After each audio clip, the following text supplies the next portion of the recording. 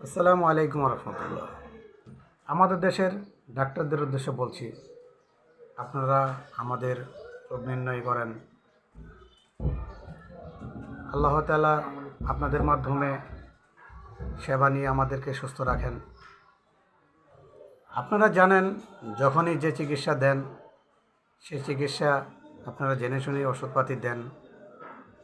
ওষুধ দেওয়ার পরে যখন আপনারা যে পরীক্ষাগুলো দেন, আমাদের সামর্থ্য নেই সেই পরীক্ষাগুলো করার। সাধারণ জ্বর হলেও যদি আপনারা ৫-৬ হাজার ৭ হাজার টাকার বিল করেন, পরীক্ষার বিল, কি করে সাধারণ মানুষ সেই পরীক্ষাগুলো করবে? একবার কি ভেবে দেখেছেন? তাই আপনারা মহৎ মানুষ, মহৎ উদ্দেশ্য নিয়ে ডাক্তারি করেন।